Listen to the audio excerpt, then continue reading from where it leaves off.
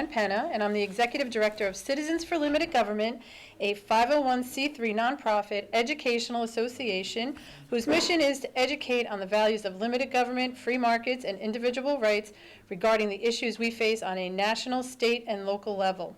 Joining us today is our guest host, Eddia Malavarca, and we are so pleased to have with us today Steve Lonengan, who is the State Director of Americans for Prosperity. Steve, thanks so much for being here. So yeah, it's great to be here. Yeah, Really so is. you've been making the headlines lately, Steve, regarding the New Jersey Foreclosure Act. Yeah, well, regarding the New Jersey Foreclosure Act, the Healthcare Exchange Bill, but yeah, the Foreclosure Act has really struck a nerve with a lot of liberals. Well, Steve, we have a lot of foreclosures. Yeah. In Essex County alone, we have over 3,000 foreclosed homes.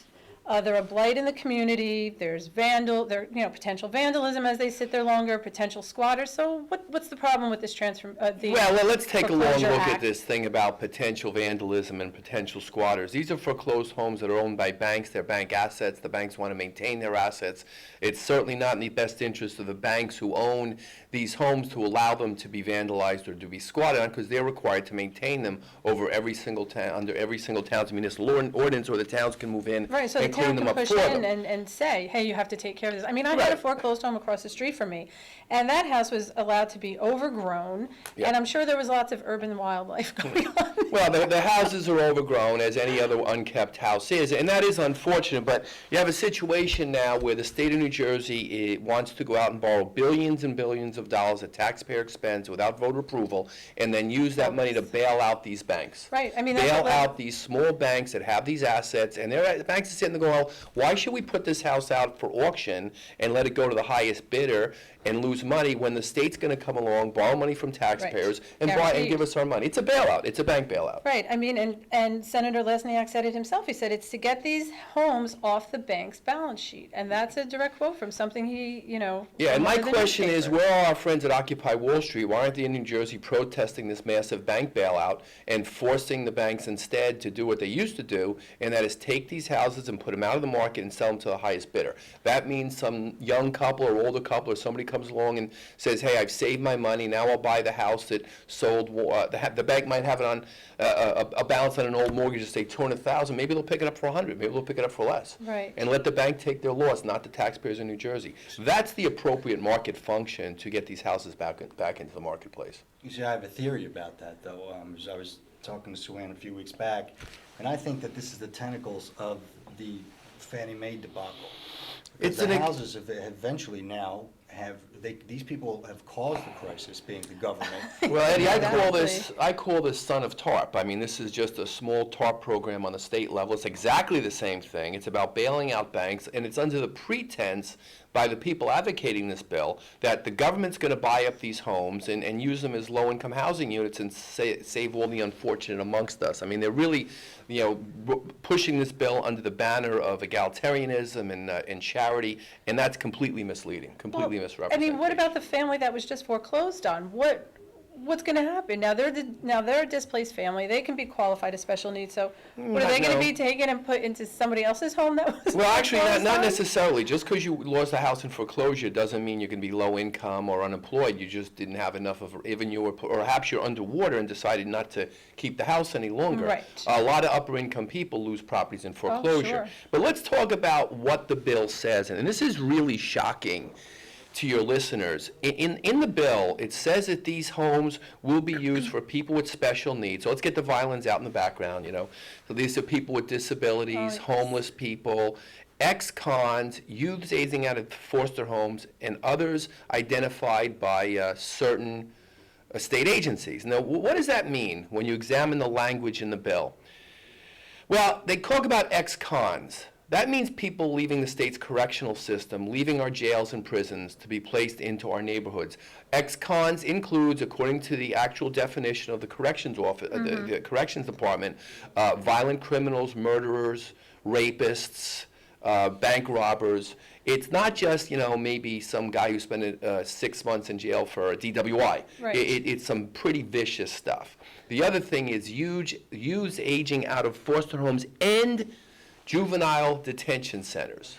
These are gangbangers, That's what they are, a lot of. Now, is it going to be every single house that's going to get this type of people? No. But there's nothing in the bill that says these are homes for lovely young couples looking to build families. They specifically identify these groups. Identify who they want in Yeah, the it's house. really outrageous. It's very, very concerning. Well, I think that part of this is about changing the look of voting districts as well. I mean, through the state, basically, now you can say in an area that has a lot of foreclosed homes, even though they might be nice homes, people walk Right. away from them. Well, who's to stop the state from taking somebody from another area, who has Right. no investment in that area, that has not grown up there, and say, no, It we're gonna changes pick the and look of our choose. neighborhood. It's called social engineering. It's That's what we social call engineering. social We're gonna engineering. pick and choose who Who gets that who gets to go house. into the house.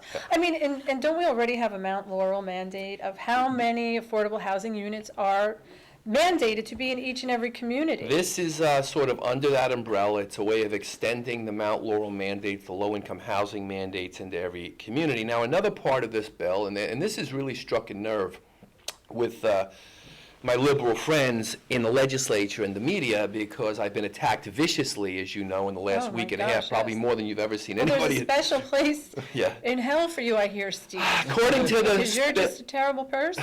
According to the bill's sponsor, Frank Lesniak, there's a special place reserved Oh, in hell. reserved. Don't, not just Okay, in they're hell, waiting for reserved. That was his first statement.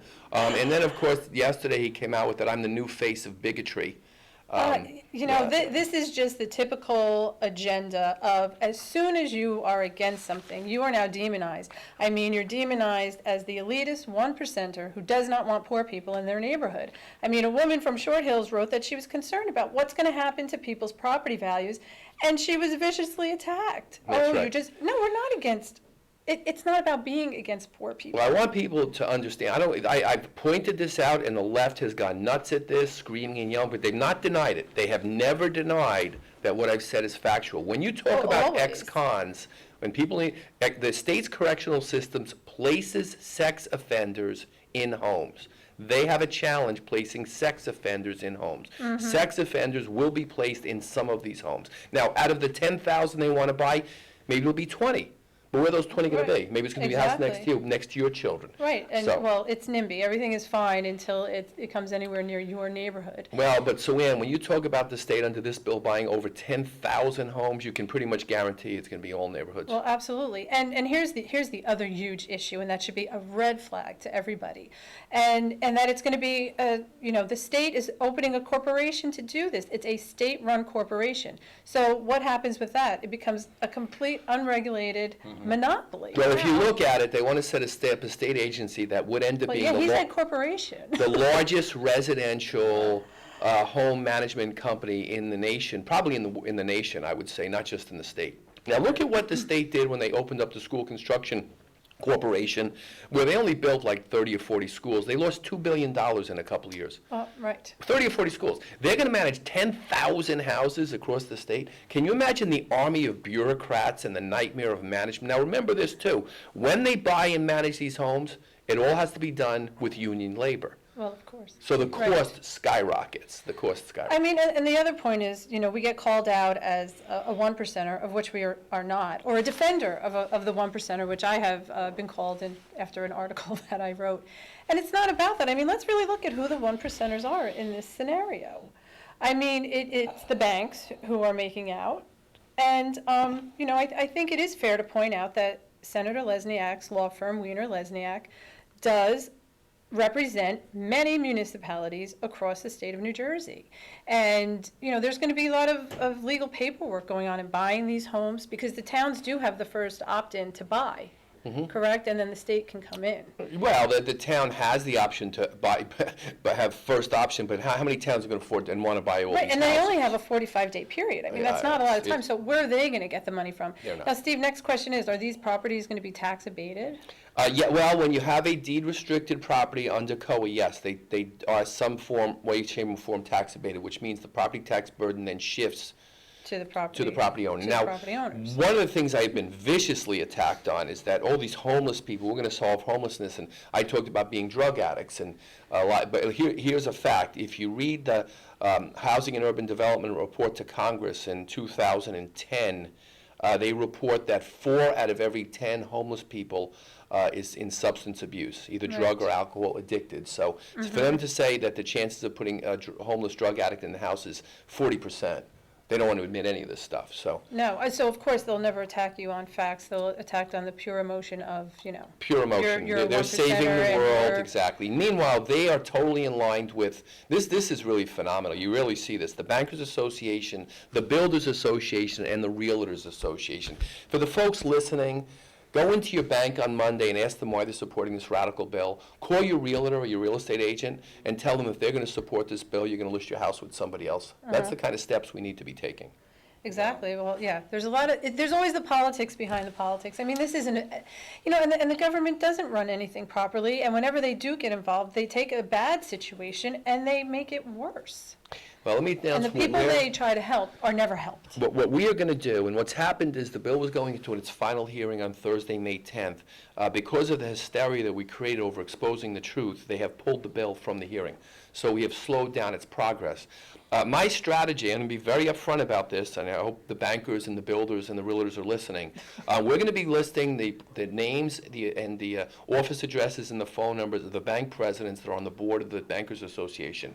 I want people in New Jersey to call those bank presidents. That's good. I want Tea Party groups and grassroots activists to have protests in front of those banks' offices. How dare you call on us? And where are Occupy Wall Street frauds again? Why aren't they out here Exactly. joining this effort? Well, right? yeah. Well, They- they do have, again, they have let out of the bag a little bit of their plan by, in some of these states, they go into foreclosed or empty private property owned, Or bank-owned properties. properties, and they say it's theirs. Yeah, well, And that's that's Obama's voting base right there. It's to me, it's really not that far of a stretch to No, I see mean, look, what's going on here. it's income redistribution, all under the Right. guise of social justice, and it's a farce. And the hardworking person who works every day, who pays their taxes.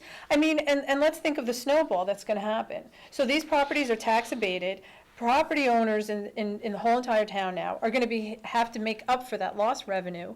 So now they're more at a risk for foreclosure. They get foreclosed on. Now the state has more properties to buy up. And this is not an And why- elitist type of an effort. This actually has a bigger appeal and resonates more in urban areas than in the wealthy suburbs, because the government's less likely to buy a $500,000 foreclosed house, say in Englewood Cliffs, as they are to buy a $150,000 foreclosed condo in North Bergen or Right. West New York, Right. or in the iron-bound districts of Newark or whatever. So it's these urban neighborhoods where you have these hardworking families that are trying to build quality neighborhoods where people are so more densely packed together that are the greatest in fear of the government coming in and buying the townhouse next door and shoving a bunch of former ex-cons And into it's that just, house. and it's a complete assault on property rights. I mean, the more that, I mean, the state is going to be the biggest realtor?